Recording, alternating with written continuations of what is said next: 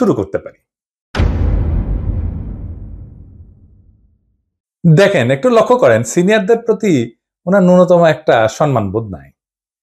এখনই যেন দলের মহা কিছু হয়ে গেছে, মঈন খানকে বক্তব্য দিতে থামাই দিল। পদত্যাগের ব্যাপারে আমরা লিখিত বক্তব্যে জানিয়েছি, আগেও জানিয়েছি, নিরাপত্তা উপদেষ্টা এবং আর দুইজন ছাত্র উপদেষ্টা যাদের কারণ আগেও জানিয়েছি, নিরাপত্তা উপদেষ্টা এবং আর দুইজন ছাত্র উপদেষ্টা যাদের কারণ আগেও জানিয়েছি, নিরাপত্তা উপদেষ্টা এবং আর দুইজন ছাত্র উপদেষ্টা যাদের কারণ। তারপরে মঈন খান বক্তব্য দিচ্ছেন, এটা ওনার সহ্য হইল না, উনি চলে গেছেন। দেখেছেন, দেখেন। যে তিনটি বিষয় নিয়ে আমরা কথা বলেছি আপনারা শুনেছেন, সংস্কার, বিচার এবং নির্বাচন। আমরা স্পষ্ট ভাষায় বলেছি যে উনার নিজের দলের সিনিয়রদের যিনি সম্মান দেন না, উনি দেশের সাধারণ মানুষকে সম্মান দিবেন কিভাবে? আবার ওনার বক্তব্যের টোন দেখেন, মনে হয় ধমকায় ধমকায় কথা বলতেছেন। নিরাপত্তা উপদেষ্টা এবং আর দুইজন ছাত্র উপদেষ্টা যাদের কারণে এই সরকারের নিরপেক্ষতা ক্ষুণ্ণ হচ্ছে, তাদেরকে বাদ দেওয়ার জন্য আমরা আজকেও লিখিত বক্তব্য আমরা দিয়েছি। সেই আশ্বাস ওনারা দেখবেন, আমরা আমাদের বক্তব্য দিয়েছি। আবার পাশাপাশি আমির খসরু মাহমুদের বক্তব্য দেখেন, নম্র বিনয়ী ভাবে বলতেছেন, তাই না?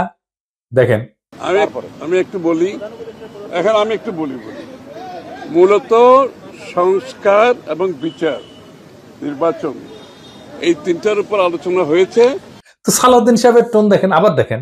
নিরাপত্তা উপদেষ্টা এবং আর দুইজন ছাত্র উপদেষ্টা যাদের কারণে এই সরকারের নিরপেক্ষতা ক্ষুণ্ণ হচ্ছে, তাদেরকে বাদ দেওয়ার জন্য আমরা আজকেও লিখিত বক্তব্য আমরা দিয়েছি। মনে হয় ধমকাইতেছেন, উনার ধমকানের কেউ তো দে, হ্যাঁ তো দে না।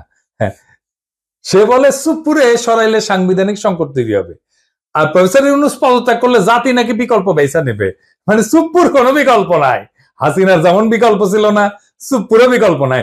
যাই হোক, এটা আওয়ামী লীগ বললে তো মানা যাইতো, এটা বিএনপি বলে যে সুপুর কোনো বিকল্প নাই। কোন লেভেলের বেদবি দেখেন। সালাউদ্দিন সাহেবকে নিয়ে কয়টা প্রশ্ন উঠছে বলে, খুব গুরুতর প্রশ্ন, যেটার জবাব ওনারে দিতেই হবে, বিএনপি কেও দিতে হবে, কারণ বিএনপি ক্ষমতায় যাইতে চায়, সরকার গঠন করতে চায়, এবং বিএনপির মুখপাত্র সালাউদ্দিন সাহেব। আলাপ উঠিছে যে সালাউদ্দিন সাহেবের পোলা এস আলমের অফিসে বসতেছে, এই ব্যাপারে সালাউদ্দিন সাহেবের বক্তব্য কি, এস আলমের সাথে সালাউদ্দিন সাহেবের সম্পর্ক কি, এটা না একটা ব্যাখ্যা দেশবাসী জানতে চাইতে পারে। সারা দেশে একটা ধারণা প্রবল, সালাউদ্দিন সাহেব শেখ হাসিনার ক্যাশিয়ার, দুর্বৃত্ত অলিগার্ক এস আলমকে, তার বাণিজ্যিক সাম্রাজ্যকে প্রোটেকশন দিতেছেন। সালাউদ্দিন সাহেবের স্পষ্ট বক্তব্য দেওয়া উচিত, বিএনপির স্পষ্ট বক্তব্য দেওয়া উচিত। সালাউদ্দিন সাহেব যখন ধরা পড়ছিলেন, গুম হয়েছিলেন যে বাসায়, ওইটা এস আলমের একজন কর্মচারীর বাসা ছিল। অদ্ভুত ব্যাপার না? ফিরে আসলেন, যে গাড়ি চললেন সেটাও একজন এস আলমের গাড়ি। সালাউদ্দিন সাহেব গুম কমিশনে জবানবন্দি দিচ্ছেন, এটা সত্য। গুম কমিশন একটা ফ্যাক্ট ফাইন্ডিং কমিশন, এখানে জবানবন্দি দিলে গুমের বিচার হবে না, গুমের বিচারের জন্য আন্তর্জাতিক অপরাধ ট্রাইব্যুনালে অভিযোগ দায়ের করতে হবে। সালাউদ্দিন সাহেব আন্তর্জাতিক অপরাধ ট্রাইব্যুনালে কোনো অভিযোগ জমা দেন নাই, আজকা পর্যন্ত জমা দেন নাই। এটা নিয়ে ইলিয়াস বলছিল, ইলিয়াসকে কি গালাগালি সবাই, ইলিয়াস তো ভুল বলে নাই। সালাউদ্দিন সাহেবের গুমের বিচার হোক, উনি ট্রাইব্যুনালে অভিযোগ দায়ের করেন, উনি কেন করেন নাই এখনো পর্যন্ত অভিযোগ দায়ের, এই প্রশ্ন ওনাকে করাই যায়, এবং রাজনৈতিক নেতা হিসেবে এটার জবাব ওনাকে দিতেই হবে। এবার আসি ওনার গুম হওয়ার পরের ঘটনা নিয়ে। ওনার গুমের বিষয় নিয়ে প্রশ্ন তুললে ইলিয়াস, তাসনিম খলিল লিখছে, বিএনপি নেতা সালাউদ্দিন আহমেদ র‍্যাবের হাতে বলপূর্বক অন্তর্ধানের শিকার হয়েছিলেন, ব্র্যাকেটে গুম। বিএসএফ এর মাধ্যমে তাকে বর্ডার ক্রস করায় Indian national investigation agency NIA এর হাতে তুলে দেওয়া হয়। বাংলাদেশ এবং ইন্ডিয়ান রাষ্ট্রীয় বাহিনীর হাতে বলপূর্বক অন্তর্ধান এবং এক্সট্রাঅর্ডিনারি রেন্ডিশনের একজন সার্ভাইভারকে নিয়ে যারা কুৎসিত প্রপাগান্ডা করছো, তাদের উপরে মজলুমের লানত। হ্যাঁ, ঠেলায় পড়লে নাকি বাঘে ধান খায়, আর পার্সিকুলার তাসনিম খলিল ঠেলায় পড়লে ইসলামী ভোকাবুলারি ইউজ করে, লানত ইউজ করেছে। যার জন্য ইউজ করেছে তারে ধন্যবাদ, ইলিয়াসের কারণে হাজার হোক, লানত শব্দটাতে ইউজ করেছে। সালাউদ্দিন সাহেবের গুমের বিষয়ে আমরা সবসময় কথা বলছি, সবাই, ইলিয়াসও বলছে, সবসময় ওনার পক্ষে দাঁড়াইছে, ইলিয়াসও দাঁড়াইছে, আমাদের সকলের সহমর্মিতা আছে, সমবেদনা আছে। কিন্তু গুম পরবর্তী সময় ওনার কিছু কাজকর্ম প্রশ্নের উদ্বেগ করছে, যার জবাব ওনাকে দিতে হবে, কারণ উনি পলিটিশিয়ান। যাই হোক, উনি গুম হয়েছেন, এটার কারণে ওনাকে কোনো ইনডেমনিটি দেওয়া তো সম্ভব না, সম্ভব না। যাই হোক, এই প্রসঙ্গে বিস্তারিত না যায়, আমরা সালাউদ্দিন সাহেব গুমের পরে কেমন মজলুমের জীবন কাটাইছেন সেটা একটু দেখি। এটা শিলং এর সানরাইজ গেস্ট হাউস, ওইখানে সালাউদ্দিন সাহেব ছিলেন, হ্যাঁ, পুরো সময়টাই। রিভিউ ভালো, ভালো প্রপার্টি মাশাআল্লাহ। শিলং এ কেউ বেড়াইতে যেতে চাইলে থাকতে পারেন, দেখেছেন, দেখেন কি সুন্দর জায়গাপত্র, দেখেছেন, এখানে সব ব্যবস্থা ভালো। ভিতরে যেখানে সালাউদ্দিন সাহেব দর্শনার্থীদের লুঙ্গি পরে দেখা দিতেন সেটার ছবিও আছে, মিলাই দেখে নিয়েন। অতি আনন্দময় সফরের নিশ্চয়তা দিলাম, বিফলে মূল্য ফেরত দেওয়া হবে। আমরা কলে এই সানরাইজ গেস্ট হাউস কোনো পয়সা করে দেয় নাই বিজ্ঞাপনের জন্য, ফ্রি ফ্রি করলাম আর কি। পরিবেশটা সুন্দর না, কোনো হইচে আছে? হ্যাঁ, নাই। এখানে কিন্তু পুরো সময়টাই কাটাইছেন। উঠিছেন মে মাসের 2015 সালে। তার 2 মাস পরে ডেইলি স্টার এই রিপোর্টটা ছাপে, তিনি কেমন আছেন। এটা একটা বিলাসবহুল গেস্ট হাউস, রিপোর্টেই কইছে 4টা বেডরুম, উনি 2টা রুম ভাড়া নিছিলেন, কিন্তু থাকতেন একাই। দেখেন রিপোর্টে বলা আছে, অন্তত এই রিপোর্টে তাই বলতেছে। কিচেন আছে, খুব চমৎকার ড্রয়িং রুম আছে, ফায়ার প্লেস আছে, সবুজ লন আছে, পিসের সবুজ লন, এটা দেখে দেন। এইটা সে লাইব্রেরি আছে, বার আছে, তাতে মদ্যজাতীয় পানীয় আছে। সাদিন সাহেব একা একা খেলেন, হাঙ্কার না দিয়েছে, খাবেন না, কিছু করলাম নাহিনি। তাইলে সাদিন সাহেব একটা কথা কই, যে সত্যেন্দ্রনাথ দত্ত আছে না, ওনার মদিরা মঙ্গল নামে একটা প্যারোডি আছে। ওই যে ডিএল রায়ের বঙ্গ আমার জননী, আমার ধাত্রী, আমার দেশ, একটা গান আছে না, ওইটা দিয়ে এটা একটা প্যারোডি বানিয়েছিলেন, মদিরা মঙ্গল। উনি কইছিলেন, মদ্য আমার, পানীয় আমার, শরাব আমার পেগ, কেন কোম্পানির নজর দিল গো, কেন হলো গো ডিউটি পেগ, মানে ডিউটি বেড়ে গেছিল। তো উনি মনের দুঃখে এই প্যারোডি লিখেছিলেন। তারপরে লিখেছেন, নিরামিষেই যকৃতটা শুধু বৈরাগী সম করিছে শেখ, রাগ্গি আমার, মাগ্গি আমার, ভাগ্যি আমার পেগ। হ্যাঁ, আপনাদের প্রিয় রঠা মানে রবি ঠাকুর, মানে বিএনপির প্রিয়। তো রবি ঠাকুরের একটা গান বলি আর কি, আপনারা নাকি রবি ঠাকুরের গানকে জাতীয় সঙ্গীত বানাইতে পারিয়া কৃতজ্ঞ, সেজন্য ওনার একটা না বললে কেনকা করে হয়। মানে চিরকুমার সভা এটা লেখা আছে, ওরা অক্ষয় বলে একজন চরিত্র আছে, ওই গাইতেছে, ওই গাইছে কি জানেন, অভয় দাও তো বলি আমার উইস্কি, মানে ইচ্ছা, অভয় দাও তো বলি আমার উইস্কি, 100 টাকা সোডার জলে বাকি 3 পোয়া হুইস্কি। হ্যাঁ, আমাকে না একবার খাওয়ায় না সালাউদ্দিন সাহেব, 100 টাকা সোডার জলে বাকি 3 পোয়া হুইস্কি খাওয়ায়। এটা আমার উইশ থাকলো আপনার কাছে। পুরা বাংলাটা নিজে তো ভাড়া করেছিলেন, তো বাংলাদেশি টাকায় কত, 1.5 লাখ টাকা মাসে। আবার একজন পার্সোনাল অ্যাসিস্ট্যান্ট ছিল, ম্যানেজার ছিল, 2জন কেয়ারটেকার ছিল, 2জন মালি ছিল, একটা হাইলি সিকিউরিড এরিয়া, কাছেই এয়ারফোর্সের অফিস, আর কয়া হয়েছে একটা গোয়েন্দা সংস্থার অফিস। আমরা ধারণা করি এটা রয়ের অফিস। কে রাখলো ওখানে ওনাকে? উনি অনুপ্রবেশের দায় গ্রেপ্তার হয়েছিলেন, উনার তো চাকরি করতেন না ইন্ডিয়াতে, উনি ইন্ডিয়াতে রাজনৈতিক আশ্রয় পান নাই। ওনার এই সুপার ফ্যাবুলাস লাইফস্টাইলের টাকা কে দিছে? টাকা কে দিছে? উনি আয় করেন নাই, তাহলে টাকা কি বাংলাদেশ থেকে পাঠানো হয়েছে হুন্ডি করিয়া? হুন্ডি আপনি করতে পারেন, এটা অর্থ পাচার না? এইগুলো লেজিট এবং বৈধ প্রশ্ন, আপনারা বলতে হবে টাকাটা কে দিছিল, কেঙ্কা করে গেছিল। এইবার একটা চমক, বিশাল চমক, সিট বেল্ট বাইন্ধে নেন, যা দেখবেন তাতে অজ্ঞান হয়ে পড়ে যেতে পারেন সিট থেকে। কি সেই চমক? সালাউদ্দিন সাহেবের সঙ্গে দেখা করতে গেছে কিছু লোক ওই শিলং এর বাংলোতে, তার মধ্যে ছবিতে ডাইন পেশে গালে হাত দিয়া বসে আছে ব্যক্তিটা কে? হ্যাঁ, ব্যক্তিটা গুরুত্বপূর্ণ, কারণ সালাউদ্দিন সাহেবের সাথে সকল মিটিং এ তার উপস্থিতি দেখা যায়। সে ঠিক ওই একই চেয়ারে বসে। এইটা সাহেব, আপনি 2টা ছবি পাশাপাশি দেখান না, দেখেন 2 সময়ের ছবি কলে দেখা করতে এসছে, তারাও ভিন্ন কলে। হ্যাঁ, সালাউদ্দিন সাহেব এক ছবিত লুঙ্গি পরে আছে, আর এক ছবিত পায়জামা পরে আছে, দেখেছেন, কিন্তু ওই বান্দা ঠিকই একই আছে ওই চেয়ারে। কে সে জন? তার নাম কি জানেন? তার নাম বিপ্লব পার্থ। চট্টগ্রামে তাকে সবাই চেনে, আওয়ামী লীগের একজন লেসপেন্সার, আওয়ামী লীগের একজন কর্মী এবং ভারতীয় এজেন্ট হিসেবে। আওয়ামী লীগের 15 বছর পুরোটা সময় দাপটের সাথে জীবনযাপন করে গেছেন। ছিলেন চট্টগ্রাম মহানগর আওয়ামী লীগের সাধারণ সম্পাদক আজম নাসির উদ্দিনের অন্যতম ডাইন হাত। আজম নাসিরের অনলাইন একটা পোর্টাল ছিল, তার নাম ছিল জয় নিউজ। জয় নিউজের সাংবাদিক হিসেবে দীর্ঘদিন কাজ করেছিল এই বিপ্লব পার্থ, মাশাআল্লাহ। কিন্তু এইসব পরিচয়ের বাইরেও তার একটা বড় পরিচয় আছে।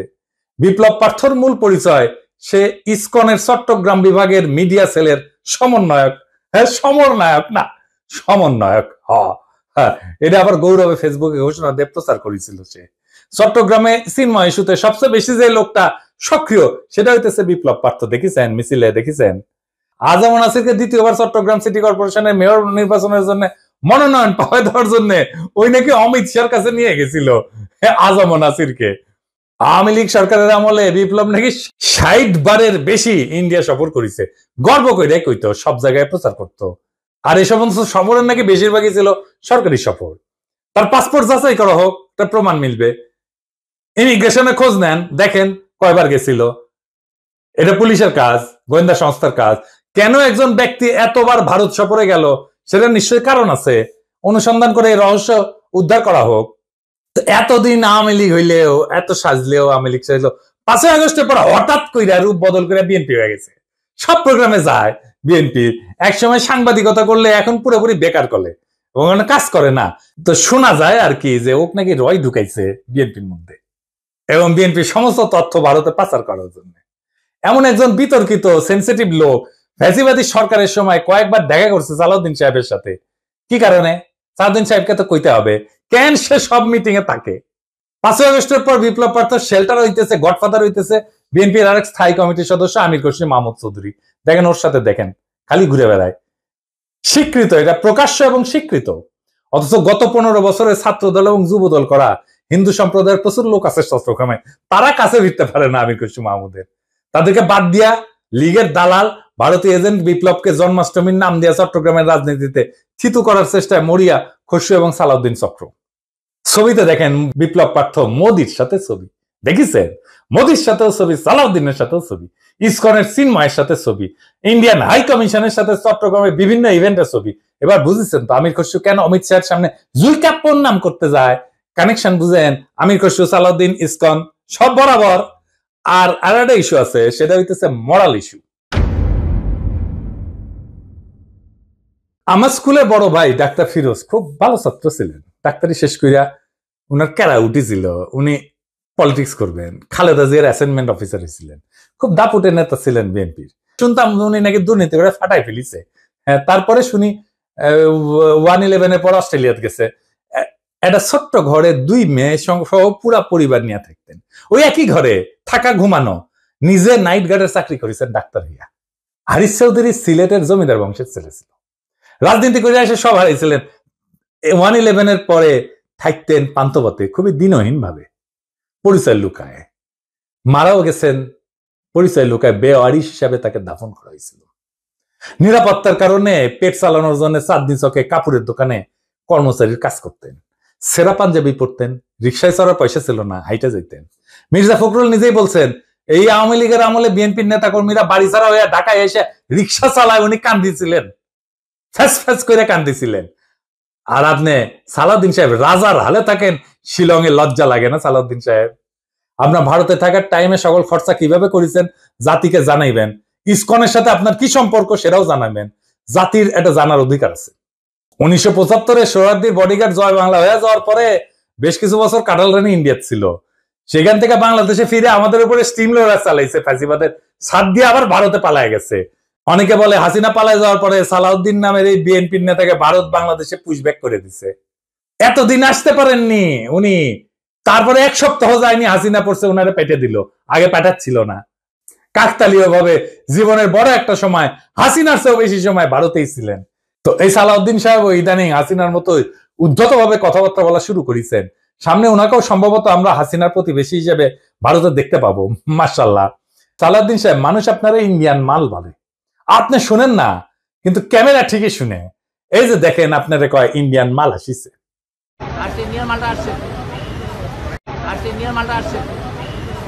একজন নেতার চেহারা, পোশাক, স্টাইল, ফ্যাশন এ সমস্ত ইতিহাসের পাতায় জায়গা করে নেয় না। ইতিহাস মনে রাখে নেতৃত্বের সততা, আত্মত্যাগের পরিমাণ, আর সেই নেতার অবস্থান দুর্দিনে কোথায় ছিল। সালাউদ্দিন আহমেদ নিঃসন্দেহে গুমের শিকার হয়েছিলেন। সেই সময় দেশবাসী তার জন্য কাঁদছে। কিন্তু একজন মজলুম যখন বিলাসের চাদরে নিজেকে মুড়ায় ফেলেন, যখন নিজের গুমের বিচার আন্তর্জাতিকভাবে দাবি না কইরা তার রাজনৈতিক মূলধন বানায় ফেলেন, তখন প্রশ্ন ওঠেই। এবং এই প্রশ্ন তার ব্যক্তিগত না, সমগ্র বিরোধী দলের নৈতিক ভিত্তির উপরে আঘাত আনে। বিএনপিকেও বুঝতে হবে, সরকার বদলানোই রাজনীতি না। আদর্শ, ত্যাগ এবং গণমানুষের বিশ্বাস অর্জনই রাজনীতির মূল সোপান। আর সেই বিশ্বাস অর্জনের পথে সবচেয়ে বড় বাধা যদি হয় নিজের দলে থাকা সদ্য ভুক্তভোগী, ছায়া সুবিধাভোগী কিংবা একবিংশ শতকের গেস্ট হাউস রেভলিউশনারি, তাহলে শাসক পরিবর্তন হইলেও শাসন ব্যবস্থা বদলায় না। সালাউদ্দিন সাহেব, আপনি যদি সত্যি গণতন্ত্র চান তাহলে সাংবাদিকের ধমকানো বন্ধ করেন, দলের সিনিয়রদের সম্মান করেন, জাতীয় ঐক্যের প্রতীক প্রফেসর ইউনূসকে তার যোগ্য সম্মান দেন, সম্মান নিয়ে কথা বলেন। আমরা চাইলে আর একটা প্রফেসর ইউনূসের মতো ফিগার পাবো না। চাইলে বটতলার উকিল হাজারো চুপ্পু পাওয়া যাবে। এস আলমের ছায়া থেকে বেড়ায় আসেন, আর সাহস থাকলে আন্তর্জাতিক অপরাধ ট্রাইব্যুনালে গিয়া বলেন আমি গুম হয়েছিলাম, বিচার চাই। কারণ মানুষ আর একজন হাসিনা খুঁজতেছে না, তারা খুঁজতেছে এমন একজন নেতা যে প্রহসনের মুখোশ পইরা ট্র্যাজেডিকে উপহাস করে না। মানুষ ইতিহাসের পুনরাবৃত্তি চায় না, তারা ইতিহাস বদলাইতে চায়। তাই সিদ্ধান্ত আপনার সালাউদ্দিন সাহেব, আপনি ইতিহাস হবেন না আর একটা ব্যঙ্গাত্মক পুনরাবৃত্তি হবেন। আপনি বিশাল নেতা, আমরা অতি ক্ষুদ্র পিঁপড়া, কিন্তু মহাকালে যখন আমরা কেউই থাকবো না, সেই সময় এই ভিডিও থাকবে, প্রশ্নগুলো থাকবে, ইতিহাস জানবে। কেউ কেউ প্রশ্ন জারি রাখছিল, কেউ কেউ সবকিছু মেনে নেয় নাই। এইভাবে জাতি চ্যালেঞ্জ করবে সেই দলটাকে যারা আগামী সরকার গঠন করতে চায় একটা রক্তাক্ত বিপ্লবের পরে, যে বিপ্লবের আকাঙ্ক্ষা ছিল ভারতীয় আধিপত্যবাদ মুক্ত একটা দেশ। সেই দেশে যদি আবারও কারো ছায়ায় আসে সেই পুরনো ভারতীয় শকুন, সেই দলকে, সেই ব্যক্তিকে রুখে দেওয়া প্রত্যেক দেশপ্রেমিক বাংলাদেশের কর্তব্য। ইনকিলাব জিন্দাবাদ।